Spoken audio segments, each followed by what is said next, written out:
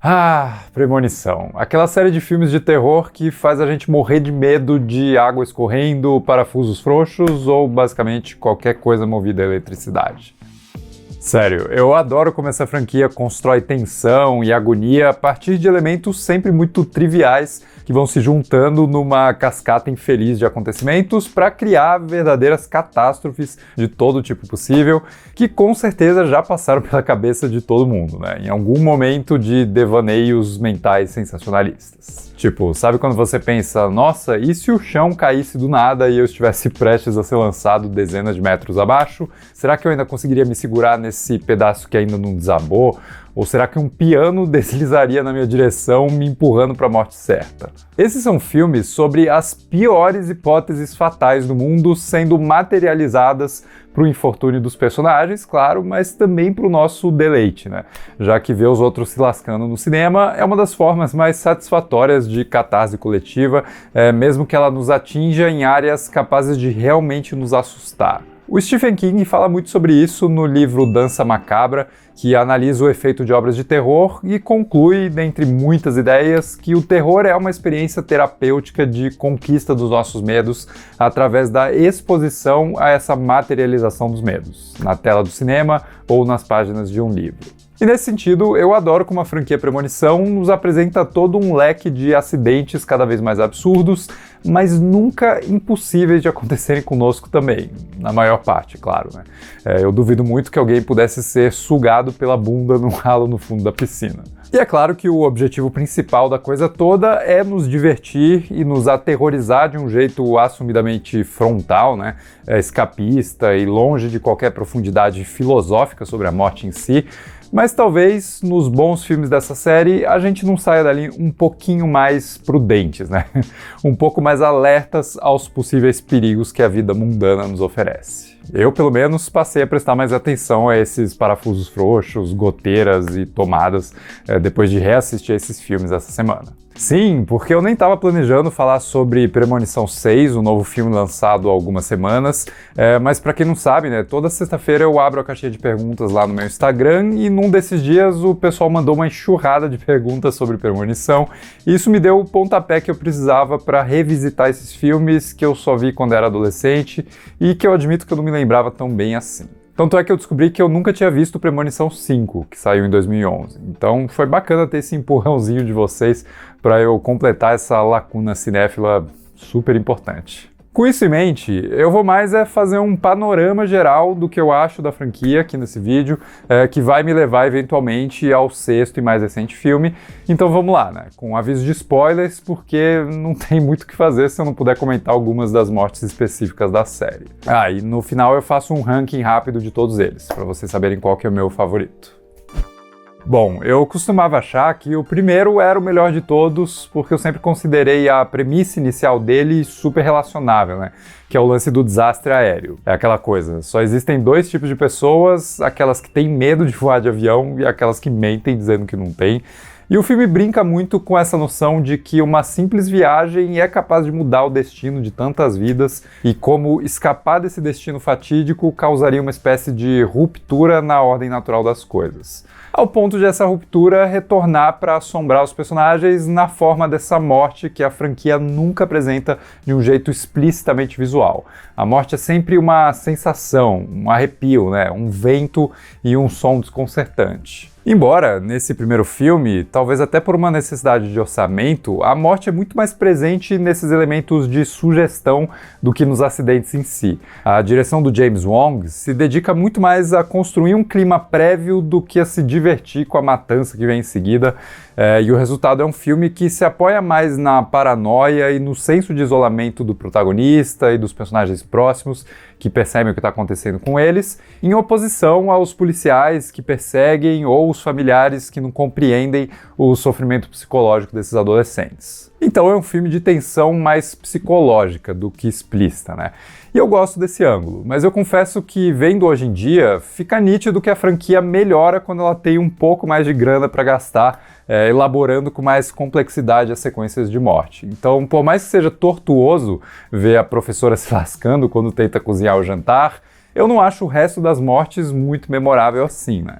E não ajuda que os personagens sejam adolescentes tão irritantemente americanos, com a sua dinâmica de ensino médio e valentões babacas com namoradinhas submissas, etc. Só se salva a Clear Rivers, interpretada pela Ali Larter, que mesmo não sendo uma Jamie Lee Curtis, ainda tem uma presença suficientemente boa, garantindo um retorno bacana no filme seguinte. Mas no geral, eu ainda gosto do primeiro, nem que seja mais por ele estabelecer o universo e as regrinhas de morte, seguindo uma ordem específica e tudo mais, incluindo a primeira cena do excelente e saudoso Tony Todd, sendo essa figura misteriosa que intensifica a aura de suspense do filme.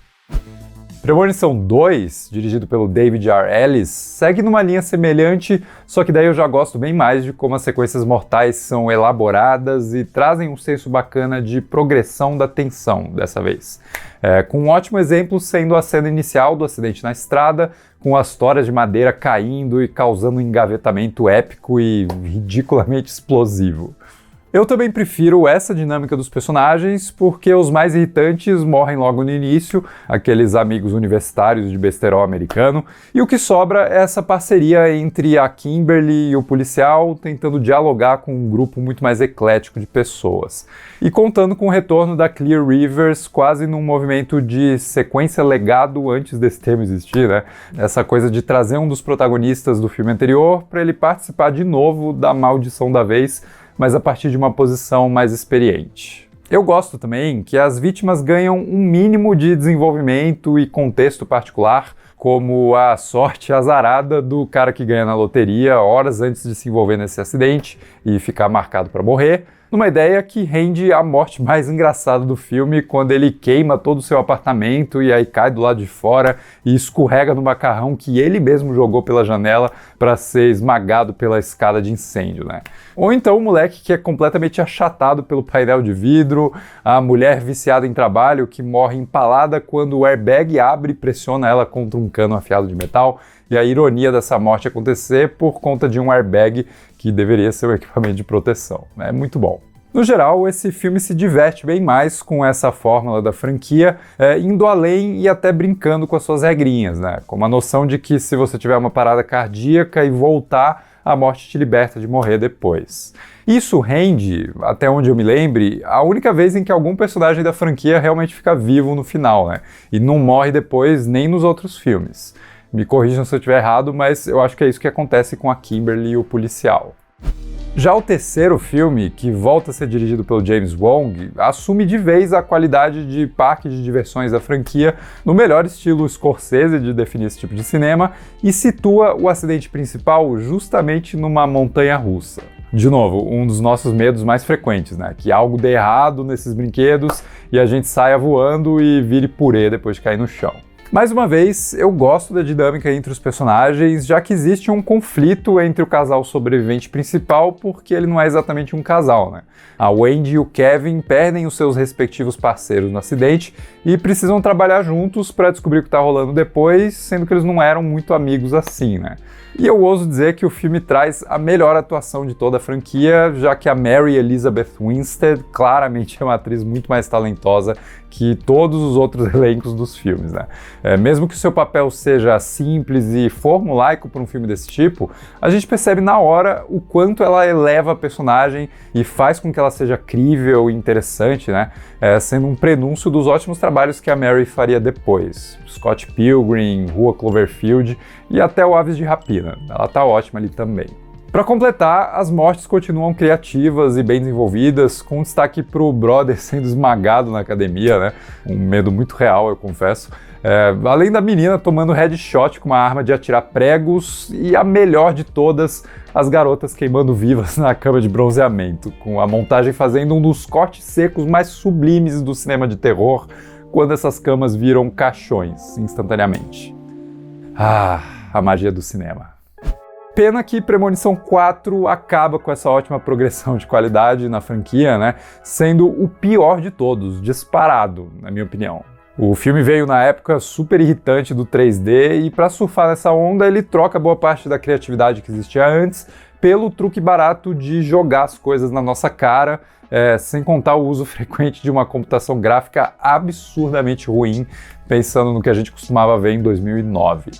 E a coisa piora ainda mais com a presença dos personagens mais sem carisma de toda a série. Sério, não existe conflito, não existe química, só existem clichês rasos andando por aí de calcinha ou tanquinhos de fora, numa história que nunca engata de verdade, mas que também não é satisfatória no lado do espetáculo. E olha que Premonição 4 arrisca uma série de comentários metalinguísticos, com os personagens dizendo que vieram para ver acidentes no início ali na corrida de carros, e depois o clímax se passando dentro de um cinema num movimento meio cafona de situar o espectador que tá ali vendo um filme 3D numa cena que mostra a tela do cinema atirando coisas na direção dele. Nem parece que o diretor desse aqui é o mesmo do segundo filme, que tinha sido bem melhor.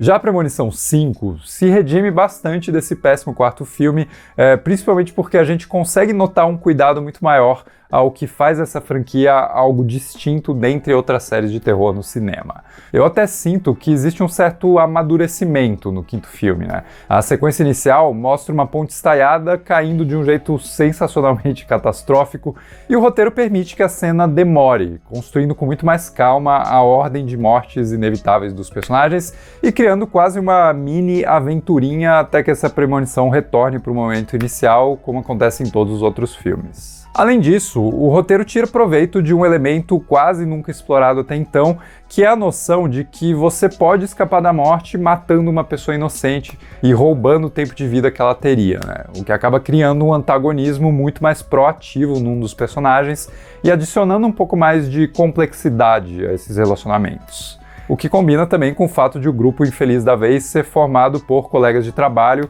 e daí esse atrito e essa vontade de passar por cima da outra pessoa e roubar aquele privilégio que pertence a ela, acaba até simbolizando muito bem essa dinâmica de competitividade que rola no mercado de trabalho.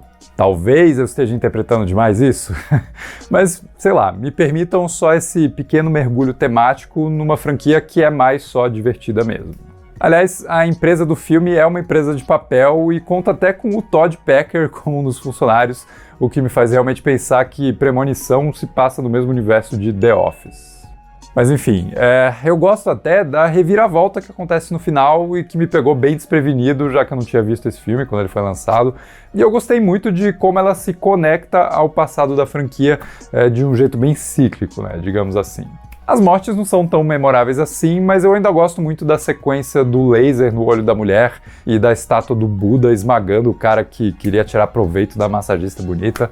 E no geral, esse filme costuma permanecer muito mais segundos no plano depois que essas mortes acontecem, e eu acho isso bem mais satisfatório do que o corte seco e rápido demais que surge em alguns filmes passados. O que nos traz ao sexto e mais recente filme, que honestamente talvez seja o melhor de todos mesmo. Primeiro que ele brinca de novo com as regrinhas do universo, criando uma lista de vítimas que entra na fila da morte várias gerações depois da pessoa original escapar de um acidente. E isso acaba fazendo com que todos os personagens tenham uma relação muito mais próxima e interessante, já que eles são familiares, e não só desconhecidos, ou amigos, ou namorados.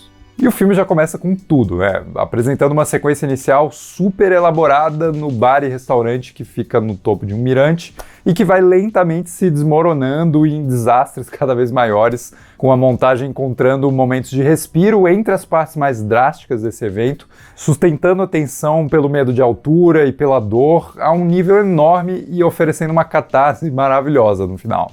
Fora que Premonição 6 sabe brincar como nenhum outro com essa nossa antecipação ao que vai acontecer, fazendo um uso super esperto daquilo que é chamado de fake out death, mortes que quase acontecem, mas não acontecem, ou não do jeito que a gente imaginava. É o caso do caco de vidro que cai no meio do gelo e vai pulando de lugar em lugar até se encontrar com um dos desavisados personagens, depois de quase machucar vários outros. Ou então a cena na loja de tatuagem que vai chovendo sofrimentos cada vez mais agonizantes e engraçados no personagem da vez e que concretiza esses desígnios sádicos da morte na cena da ressonância magnética, uma das melhores e mais sinistras de toda a franquia. Dica: não entre numa ressonância com piercing nas partes baixas. O sexto filme ainda encontra espaço para apresentar uma homenagem lindíssima ao Tony Todd, que faleceu há poucos meses, e que surge aqui num momento bem poético, né? Com ele discursando sobre a morte, sobre aproveitar o tempo que a gente tem e saindo de cena por uma portinha, né? Com a arte imitando a vida e a vida imitando a arte. E é bonito também que o roteiro encontra um contexto bacana para o seu personagem, o Bloodworth, amarrando a sua participação a essa história específica de um jeito que eu achei bem interessante. Enfim, Premonição é sobre se deixar levar mesmo, né?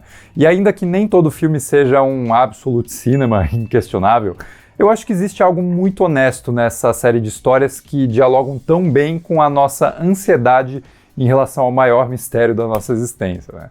E que se divertem com isso, já que enquanto esse momento não chega, a gente pode ter um gostinho exagerado dele na experiência segura que o cinema é capaz de nos proporcionar, mesmo que ele deixe a gente meio paranoico depois. Bom, para terminar, aqui vai o meu ranking de Premonição do pior ao melhor. Premonição 4, tão ruim quanto Tubarão 3D. Premonição 1, original, mas ainda meio modesto. Premonição 5, bem desenvolvido e com boas surpresas. Premonição 2, super criativo e divertido. Premonição 3, com a protagonista mais envolvente e com a cena do bronzeamento, que fala por si só. E Premonição 6, o melhor equilíbrio entre todos os elementos da franquia. Mas diz aqui nos comentários qual é o seu Premonição favorito, né? Ou qual é a morte que você acha mais sinistra. E se gostou do vídeo, não esquece de deixar um like, se inscrever no canal, apertar o botão de hype aqui embaixo e a gente se vê no próximo vídeo.